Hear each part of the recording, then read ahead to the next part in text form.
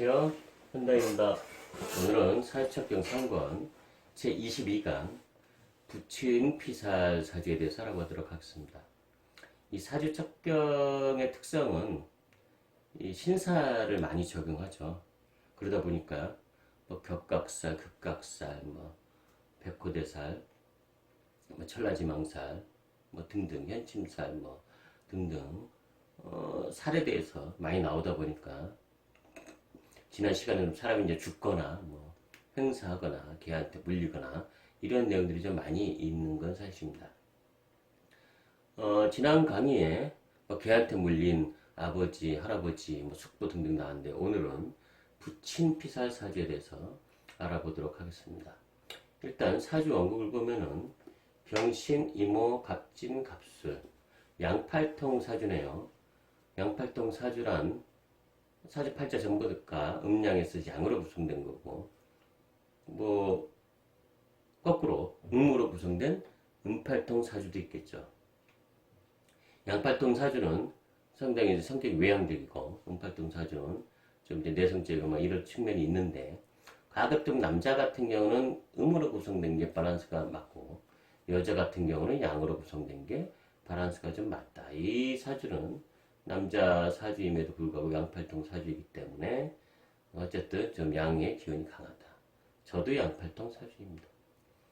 이게 이제 갑진, 갑 일주가 이 수목 이렇게 수목이 이제 있지만 뭐 화, 토, 금, 수, 목화, 토, 금, 수가 다 있는데 신약하다고 볼 수 있겠죠. 신약사주겠죠. 나를 도와주는 수목이 상대적으로 약하다 보니까 그 다음에 그럼에도 불구하고 갑목이 이렇게 갑갑 같이 있고 진이 을에 좀 뿌리가 있어서 갑진 일주 자체는 좀 뿌리가 있는 사주입니다.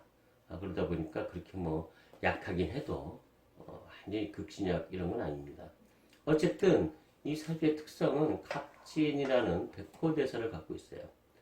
지난번에 뭐 개한테 물렸다 할 때 계속 백호대설이 나왔는데 여러분들 백호대설을 잘 아실 텐데 다시 한번 보면 백호대설은 갑진일주, 을미일주, 병술일주 일주가 아니라 갑진, 을미, 병술, 정축, 무진, 임술, 개축이 따로따로 있는 게 아니라 연월일시에 있으면 백호대사이라고 하죠.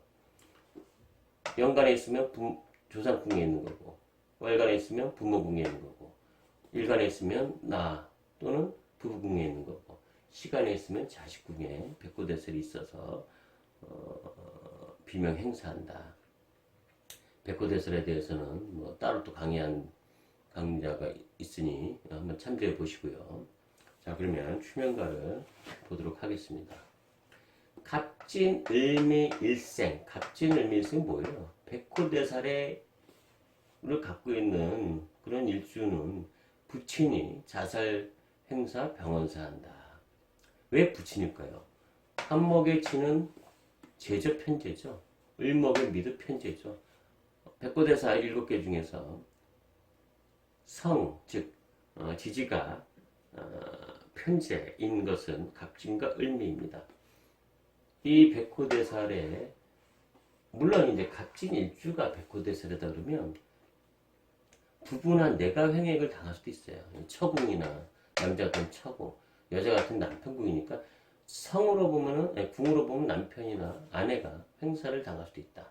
하지만 또 성으로 보면은 이게 편제니까 부친이 되겠죠.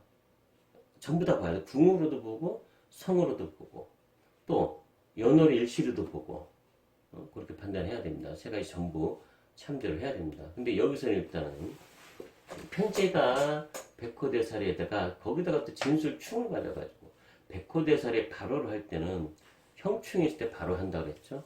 사주 원국에 이렇게 형충이 있으면은 그 자체로 발호를 하지만 운에서 대운이나 세운에서 다시 형충이 오면은 뭐 진일 때 술이나 뭐 이런 게 와서 형충을 때리면 백호대살이 발호를 하죠. 그래서 갑진, 을미, 일생의 백호대살을 가진 일주는 부친이 자살, 행사, 병원사한다. 그리고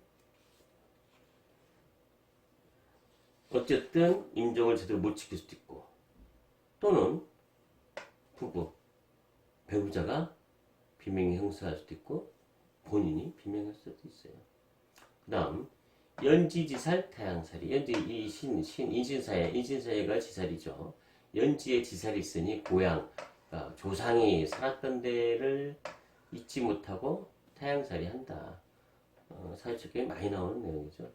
요즘은 별로 의미가 없습니다. 대부분 뭐 자기 고향에 사는 사람이 거의 없으니까 요즘은 별로 중요하지 않지만, 어쨌든 연지지살, 월지지살도 마찬가지죠. 월지지살도 연월지에 지살이나 역마살이 있으면 타양살이 한다, 이렇게 판단하시면 됩니다.